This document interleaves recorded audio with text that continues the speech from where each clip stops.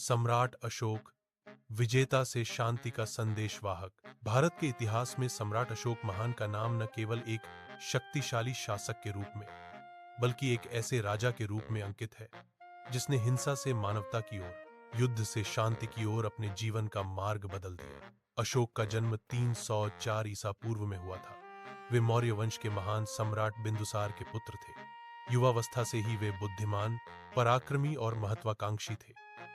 अपने शासनकाल के प्रारंभिक वर्षों में उन्होंने कई युद्ध लड़े और अपने साम्राज्य को लगभग पूरे भारत तक फैला दिया। परंतु कलिंग युद्ध, आधुनिक उड़ीसा, ने उनकी दृष्टि बदल दी। युद्ध के बाद जब उन्होंने हजारों मृतदेहों और घायल नागरिकों को देखा तो उनके अंतर्मन में गहरा परिवर्तन हुआ।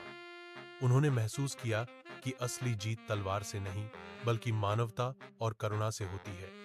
उसी क्षण उन्होंने अहिंसा का मार्ग अपनाया और बौद्ध धर्म को स्वीकार किया।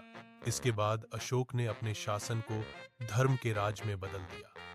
उन्होंने हिंसा का त्याग कर लोगों को सत्य, दया, समानता और नैतिकता का संदेश दिया। उन्होंने अपने आदेश पत्थरों और स्तंभों पर खुदवाए, जिन्हें आज अशोक के शिलालेख कहा जाता है। ये शिलालेख उनके मानव धर्म के प्रतीक हैं। अशोक ने अपने साम्राज्य में शांति, शिक्षा और जनकल्याण की नींव रखी। उन्होंने यह सिद्ध किया कि सच्चा शासक वह नहीं होता जो देशों को जीत ले, बल्कि वह होता है जो दिलों को जीत ले। आज भी उनका जीवन यह प्रेरणा देता है कि शक्ति का सर्वोच्च रूप करुणा है और विजय का सच्चा अर्थ शांति में निहित है।